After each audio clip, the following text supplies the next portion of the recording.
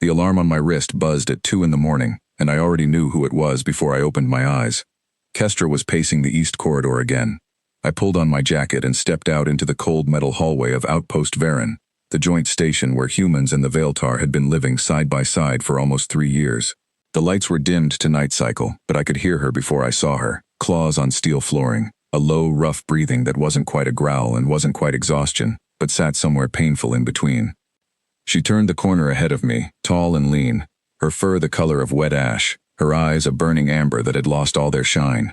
Kestra was the daughter of Queen Vashera, heir to the Veiltar throne, a warrior bred and trained since birth to lead an entire species that measured strength in blood and dominance. She was, by every account I had heard, one of the fastest and deadliest fighters on this station. And right now, she looked like she hadn't slept in a month. Because she hadn't. "You should be in your quarters," I said quietly, keeping my distance the way I'd learned to. Veiltar didn't like being crowded, especially not by someone weaker than them, which included every human on this station. "I don't need a lecture from a soft skin," she muttered, not even looking at me. Her voice cracked on the last word, just slightly, just enough that I caught it. "Fair enough," I said. "I'll just walk with you then, not lecture, just walk." She didn't tell me to leave. That, more than anything, told me how bad things had gotten. "My name is Owen Baxter.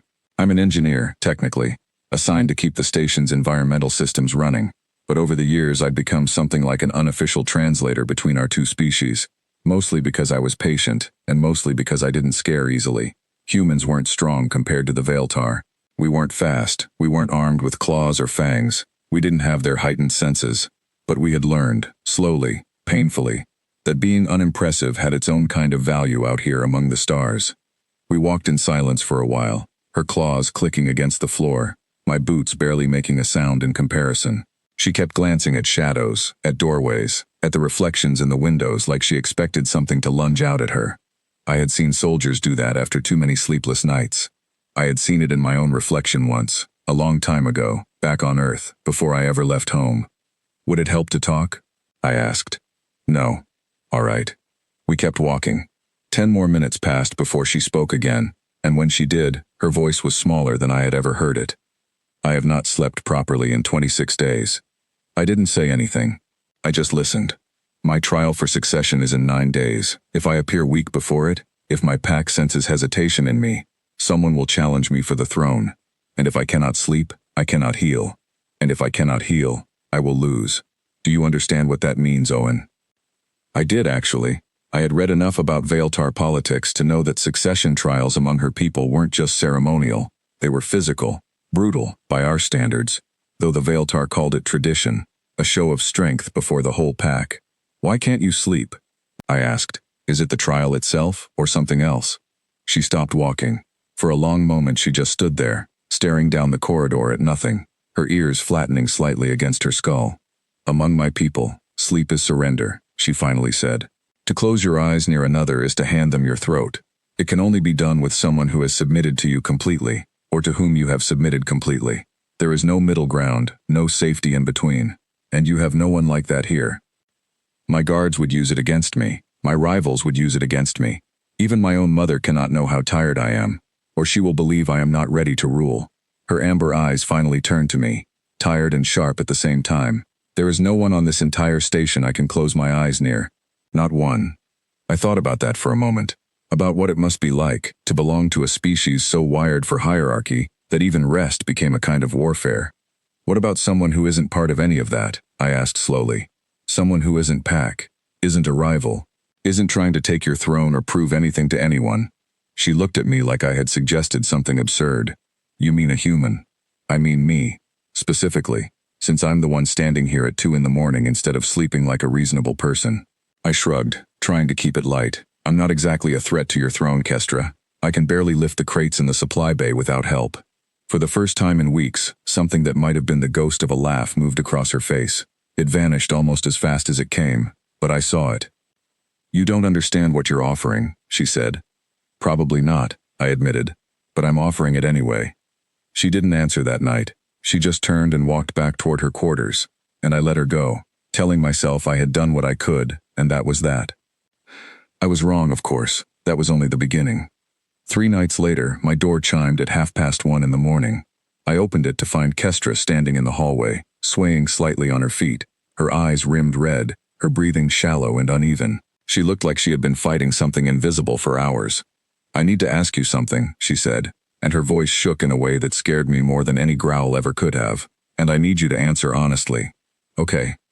If I sleep near you, and something happens to me while I am vulnerable, will you use it against me?" I met her eyes. "No." "Will you tell anyone?" "No." "Will you touch me while I am asleep, in any way that could be seen as a claim?" "No, Kestra, I give you my word." She studied my face for a long moment, the way I imagined she studied opponents before a fight, searching for any flicker of deceit. Whatever she found, or didn't find, seemed to satisfy her, because she stepped past me into my quarters without another word. I didn't know what to do at first. My room was small, mostly just a cot, a desk covered in half-finished repair schematics, and a single chair by the window. Kestra stood in the middle of it, arms wrapped around herself, looking more lost than I had ever seen a Veiltar look. "Sit," I said gently, nodding toward the cot. "You don't have to lie down if you're not ready. Just sit." She sat, stiffly, like every muscle in her body was braced for an attack that never came. I sat down beside her, leaving space between us, and for a while we just sat there in silence, the hum of the station's systems the only sound in the room. I could hear her heartbeat, fast and uneven, could see the tremble in her hands that she was trying very hard to hide. "May I put my hand on your shoulder?" I asked quietly. "Just my hand, nothing more." She hesitated, then gave the smallest nod I had ever seen. I placed my hand gently on her shoulder, the way you might calm a frightened animal, though I would never have called her that to her face. For a moment nothing happened. Her muscles stayed tense, her breathing stayed shallow. And then, slowly, something in her began to give. I felt it under my palm, the tension draining out of her shoulder in small waves, like a knot coming undone one loop at a time. Her breathing deepened. Her claws, which had been curled tight against her own arms, slowly relaxed. She let out a breath that sounded like it had been trapped in her chest for weeks. "What are you doing to me?" she whispered, and there was no anger in it, only confusion. "Nothing," I said honestly. "I'm just sitting here. You're doing this yourself." "It doesn't feel like a claim," she murmured, almost to herself. "It doesn't feel like dominance or submission. It feels like—" She didn't finish the sentence. She didn't need to. I understood. It felt safe. That was the strange thing about humans, something I had come to understand slowly during my years out here among the stars. We weren't the strongest species in this part of the galaxy. We weren't the fastest, or the most heavily armed, or the most feared. But somewhere in our long, complicated history, we had built something the Veiltar had never needed to build, a way of comforting each other that had nothing to do with power at all. A hand on a shoulder, an arm around someone shaking, a quiet presence beside someone who couldn't be alone. It cost us nothing and asked for nothing in return, and maybe that was exactly why it worked on a species that measured every touch as a transaction of strength. Kestra's eyes began to close, and she caught herself, snapping them open again with a small, panicked breath. "It's all right," I said softly. "I'm right here. Nothing is going to happen to you." "You could kill me," she whispered, "while I sleep. Any Veiltar could." "I'm not any Veiltar," I said. "I'm not Veiltar at all. I don't want your throne. I don't want anything from you except for you to get some rest because you look like you're about to fall over, and frankly, it's stressing me out." That startled a small, broken laugh out of her, the first real one I had heard from her in the whole time I'd known her. "You're a strange creature, Owen Baxter." "So I've been told." Her eyes closed again, and this time they stayed closed. Her breathing slowed, deepened, evened out into something steady and calm. Her body, which had been rigid with tension for so long, finally softened, leaning slightly against my shoulder without her even seeming to notice she had done it. Within minutes, Kestra, daughter of Queen Vashera, heir to the Veiltar throne, warrior of 100 training bouts, was fast asleep for the first time in 29 days. I sat very still for the rest of that night, afraid to move, afraid to breathe too loudly, afraid that any small motion might shatter whatever fragile peace had settled over her. The station hummed quietly around us. Outside the window, the distant light of a nearby star cast long silver shadows across the floor. I watched her sleep, this fierce, exhausted creature who had spent weeks fighting a war that no one else could see, and I felt something settle in my own chest too, a kind of quiet satisfaction that had nothing to do with pride, and everything to do with simply being useful to someone who needed it. She slept for 6 hours straight. When she woke, her eyes opened slowly, confused, disoriented, the way anyone looks when they surface from a sleep deeper than they expected. For a moment she simply stared at the ceiling, blinking, as if trying to remember where she was and how she had gotten there. Then she sat up so fast I nearly fell off the cot. "What did you do?" she said, her voice sharp again, guarded again, the wall she had let down the night before slamming back into place. "How long was I asleep?" "About 6 hours," I said carefully. "You needed it." She pressed her palms against her eyes, and for a moment I thought she might be angry with me, might feel exposed or humiliated by what had happened. Instead, when she lowered her hands, there were tears in her eyes, though she blinked them back so fast I almost thought I had imagined them. 6 hours, she repeated quietly. "I have not slept 6 hours in one stretch since I was a cub. How do you feel?" She thought about the question seriously, as if testing her own body for damage. "Lighter," she finally said. "Clearer. My hands are not shaking." "That's good." "It is." She looked at me then, really looked at me, in a way she hadn't before. "You did not touch me. You did not use it against me. You simply stayed. That's all I was trying to do." She stood, smoothing down her uniform, some of her usual composure returning to her posture, though something in her eyes had softened permanently, I thought, in a way that would never fully go back to what it had been before. "This cannot become known," she said. "If my guards learn I slept beside a human, unguarded, unarmed, they will call it weakness. They will use it in the trial.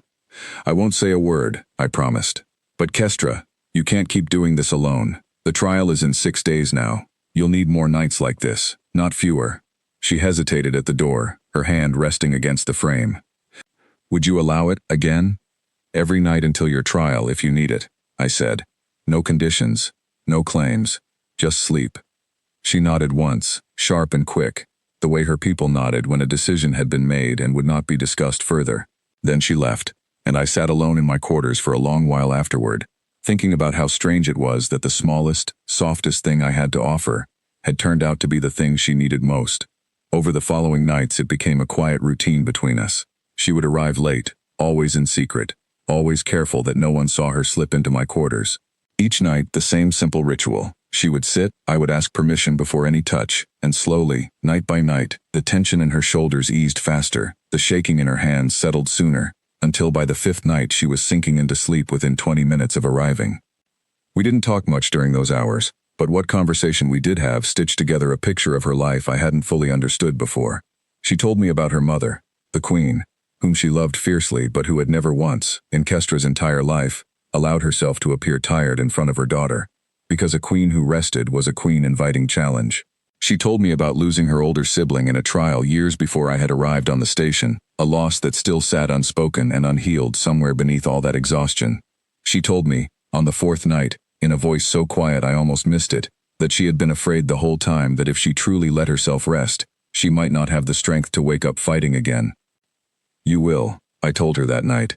"Rest doesn't take your strength away, Kestra. It's not the enemy you think it is. Sometimes the bravest thing a fighter can do is stop fighting long enough to heal." She didn't answer, but she slept soundly that night too, and every night after. The morning of her trial arrived cold and quiet, the whole station humming with a nervous energy that I could feel even through the metal walls. I stood at the edge of the training arena where the Veiltar had gathered, human observers kept respectfully at a distance, watching as Kestra stepped into the ring against her strongest rival, a broad-shouldered warrior named Doran who had made no secret of his ambitions for the throne. I won't pretend I understood every rule of the trial, or every custom behind it, but I understood the result well enough. Kestra moved like something rebuilt from the ground up, sharp and steady and utterly certain of herself in a way I hadn't seen in the weeks before. There was no hesitation in her strikes, no fear in her eyes, no trace of the trembling, sleepless creature who had first knocked on my door in the middle of the night. Within minutes, Doran yielded, and the arena erupted into the low, rolling growl that I had learned was the Veiltar equivalent of applause. Kestra had won. She found me afterward, standing near the edge of the crowd, and for a moment neither of us said anything. Around us, her pack celebrated, roaring her name, but she looked only at me. "I would not have won that without you," she said quietly, so only I could hear. "You would have found a way," I said. "I just helped you find it a little faster." She studied me for a long moment, something unreadable passing behind her amber eyes. "My mother wishes to speak with you," she said finally. That caught me off guard. "Your mother? The Queen?" "She has noticed the change in me. She wanted to know its cause. Kestra's mouth curved into something almost like a smile. I told her the truth, that a human taught me something about strength that my own people never could. I felt my stomach drop slightly at the thought of standing before Queen Vashera, but Kestra placed a clawed hand briefly on my shoulder, the same gesture I had offered her so many nights before, and something about the mirrored kindness of it settled the nerves in my chest. She is not angry, Kestra said. She is curious, perhaps even hopeful. If a single soft-skinned human can offer my kind something we have never had, imagine what an entire alliance between our species might build. I thought about that as we walked together toward the Queen's quarters, side by side, no longer strangers from different worlds but something closer to equals, or perhaps even something closer to friends.